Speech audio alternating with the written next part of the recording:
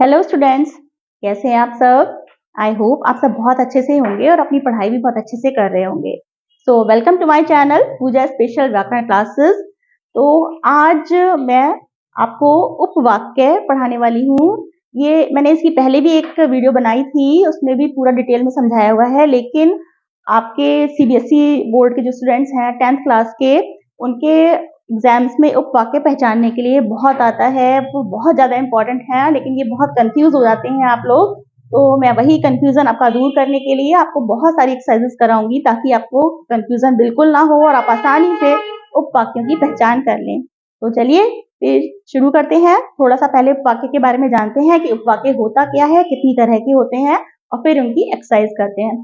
चलिए शुरू करते हैं। देखिए, उपवाक्य क्या है। उपवाक्य वाक्य का ही एक अंश होता है।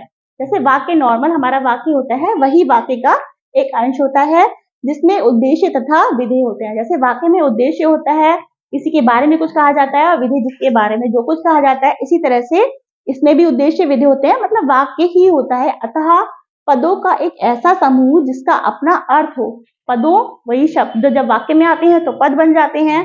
तो पदों का एक ऐसा समूह जिसका अपना अर्थ हो, कोई अर्थ देता है, जो सामान्यतः वाक्य का ही एक भाग है, तथा जिसमें उद्देश्य एवं विधेय सम्मिलित होते हैं, उपवाक्य कहलाता है। अब देखिए, उपवाक्य में दो तरह के उपवाक्य होते हैं। एक प्रधान उपवाक्य, यानी इसे मुख्य उपवाक्य कहा जाता है, जैसे इंग्लिश में भी पढ़ते हैं हम लोग, मेन क्लॉज। और दूसरा होता है आश्रित उपवाक्य, या जिसे गौड़ उपवाक्य भी कहते हैं, जो आश्रित रहता है और प्रधान उपवाक्य पर। अब आश्रित उपवाक्य के भी तीन भेद होते हैं। संज्ञा उपवाक्य, दूसरा है विशेषण उपवाक्य, तीसरा है क्रिया विशेषण उपवाक्य। ठीक है। अब देखिए, प्रधान उपवाक्य, जब भी हम कोई वाक्य लेते हैं तो उसमें एक प्रधान वाक्य होता है और एक जो होता है वो आश्रित उपवाक्य होता है। अब देखिए, प्रधान उपवाक्य जो उपवाक्य वाक्य से अलग होकर भी पूर्ण अर्थ प्रकट करे। जैसे, अब देखिए, जैसे उसने संदेश भेजा है कि वह देर से आएगा। उसने संदेश भेजा, इसमें मतलब वाक्य में आपका एक ही उद्देश्य विधेय था और एक ही सेंटेंस होता था। लेकिन उपवाक्य यदि होता है तो उसमें प्रधान उपवाक्य, यानी कि दो वाक्य कई मिले जुले होते हैं, तो हम इससे पहचानते हैं कि प्रधान उपवाक्य कौन सा है और आश्रित उपवाक्य कौन सा है होता है। ठीक है। तो उसने संदेश भेजा है कि वह देर से आएगा। अब उसने संदेश भेजा है ना, ये एक प्रधान उपवाक्य है जो कि पूरा अर्थ दे रहा है। उसने संदेश भेजा है, ठीक है, ये प्रधान उपवाक्य है। अब कि वह देर से आएगा, अब ये वाक्य देखिए क्या हुआ, आश्रित उपवाक्य। आश्रित उपवाक्य क्या होता है, जो उपवाक्य प्रधान उपवाक्य के बिना पूर्ण अर्थ ना दे।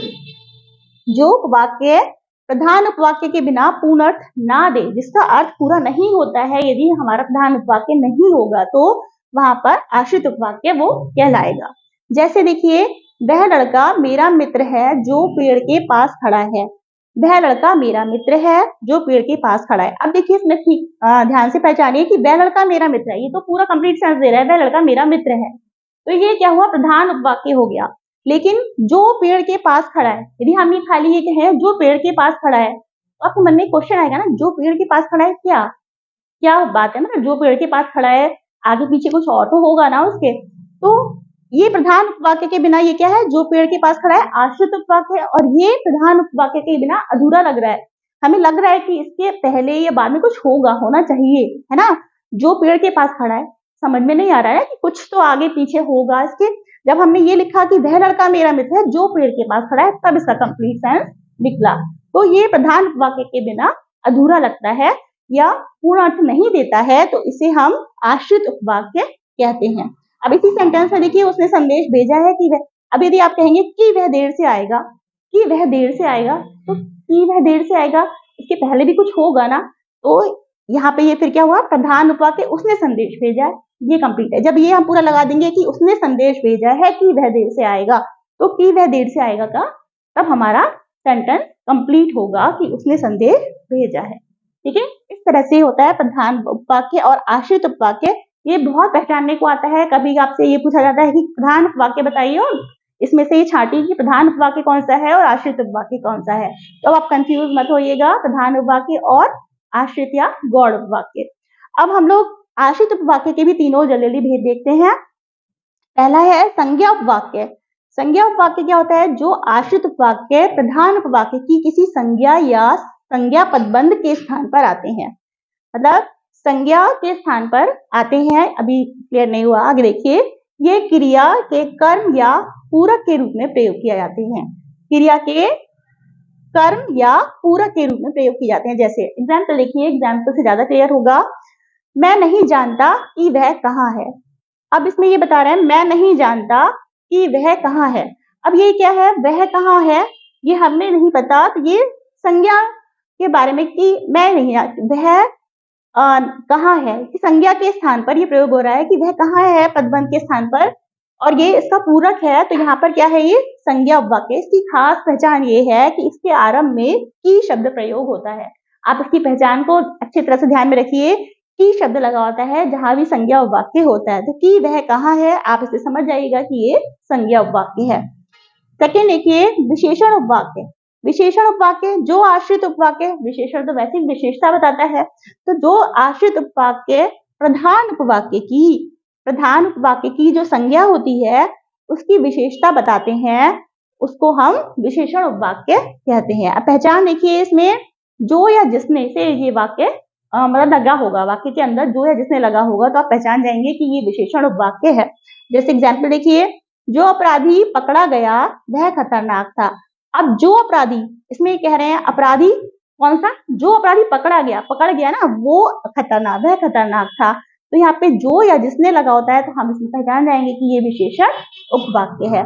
नेक्स्ट देखिए, थर्ड जो है क्रिया विशेषण उपवाक्य। अब क्रिया विशेषण उपवाक्य क्या होता है? क्रिया विशेषण वैसे भी क्या होता है, जो क्रिया की भी विशेषता बताते हैं, वो क्रिया विशेषण उपवाक्य कहलाते हैं। तो यहाँ पे भी यही है, जो आश्रित उपवाक्य प्रधान उपवाक्य की जो क्रिया है उसकी विशेषता बताते हैं। जैसे जब मैं स्टेशन पर पहुंचा तब गाड़ी जा चुकी थी। जब मैं स्टेशन पर पहुंचा तब गाड़ी जा चुकी थी। अब गाड़ी जा चुकी थी और जब मैं स्टेशन पर पहुंचा, इसकी विशेषता बता रहे हैं क्रिया की, है ना। पहुंचा, गाड़ी जा चुकी थी, तो यहाँ पर क्या हुआ? ये क्रिया विशेषण उपवाक्य है और इसकी पहचान है कि यहाँ में अधिकतर जब, जैसा, जहां आदि सेंटेंसेस में लगा होगा, तो हम इससे पहचान जाएंगे कि ये क्रिया विशेषण उपवाक्य है। तो ये मैंने आपको पूरा एक बार रिवाइज करा दिया। वैसे मेरी इस पर जो वीडियो बनी हुई है आप उसमें और अच्छे डिटेल में और समझ सकते हैं। अब हम लोग को सेंटेंसेस करेंगे जो हमारे एग्जाम्स में बहुत आते हैं, बहुत इंपॉर्टेंट हैं, इनकी पहचान करना। चलिए वो देखते हैं। तो चलिए पहले निम्नलिखित वाक्यों में प्रधान तथा आश्रित उपवाक्य छांटिए, ये एक्सरसाइज देखते हैं। पहले हमें कुछ सेंटेंसेस दिए हैं, उसमें हम प्रधान उपवाक्य और आश्रित उपवाक्य छाटेंगे कि मेन क्लॉज क्या है और आश्रित यानी सबऑर्डिनेट क्लॉज कौन सा है। ठीक है, अब देखिए, जो इसमें ब्लू पेन से जिनको अंडरलाइन किया हुआ है वो प्रधान उपवाक्य है, यानी वो अपने आप में कंप्लीट सेंस दे रहे होंगे, कंप्लीट अर्थ उनका निकल रहा होगा। और जो आश्रित उपवाक्य है, वैसे यहाँ लिखा हुआ भी है, देखिए, मैंने कहा था कि तुम कल आ जाना। अब मैंने कहा था, ये हमें पूरा सेंटेंस पूरा है कि मैंने कहा था, भाई कुछ कहा था मैंने।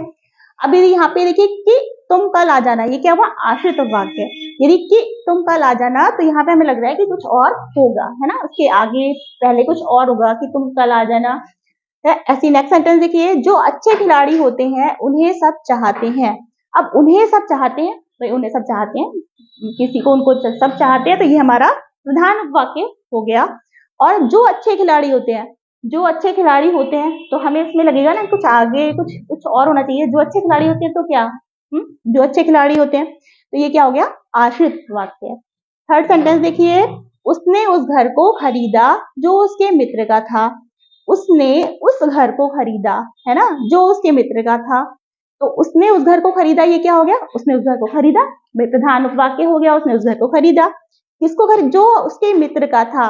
जो उसके मित्र का था, ये डिपेंडेंट क्लॉज है, यानी कि ये आश्रित उपवाक्य है ना, ये इस पे डिपेंड हो रहा है कि उसने उस घर को खरीदा जो उसके मित्र का था। नेक्स्ट सेंटेंस देखिए, जो विद्वान होते हैं वे विनयी होते हैं। अब वे विनयी होते हैं, ये हमारा पूरा अर्थ है, वे विनयी होते हैं, भाई वे विनयी होते हैं, प्रधान उपवाक्य हो गया। कौन होते हैं? जो विद्वान होते हैं। तो जो विद्वान होते हैं, ये क्या है? आश्रित उपवाक्य। ठीक है, नेक्स्ट सेंटेंस देखिए, मैंने एक कंबल खरीदा जो काले रंग का है। मैंने एक कंबल खरीदा, पूरा अर्थ दे रहा है, मैंने एक कंबल खरीदा। ठीक है, ये प्रधान उपवाक्य हो गया। जो काले रंग का है, जो काले रंग का है, अब हमें यदि ये कहेंगे जो काले रंग का है, तो फिर आपके मन में एक क्वेश्चन आएगा, जो काले रंग का है तो क्या क्या चीज है जो काले रंग का है?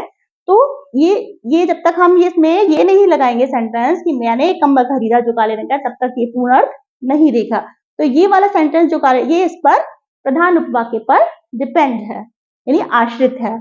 नेक्स्ट सेंटेंस देखिए, उसने कहा कि मैं निर्दोष हूं। उसने कहा प्रधान उपवाक्य हो गया कि मैं निर्दोष हूं, तो ये कि मैं निर्दोष हूं, ये क्या हो गया? हमारा आश्रित उपवाक्य। ऐसे ही देखिए नेक्स्ट सेंटेंस, जब रोहन आया तब मैं घर पर नहीं था। अब तब मैं घर पर नहीं था, तब मैं घर पर नहीं था, ये हमारा प्रधान उपवाक्य हो गया। कब? जब रोहन आया। जब रोहन आया, ये क्या हो गया? आश्रित उपवाक्य। जब रोहन आया तब क्या? तो ऐसे करके हम देख लेंगे कि हमें कुछ आगे पीछे हमें कुछ समझ में आ रहा है कि ये पूरा लग रहा है या नहीं।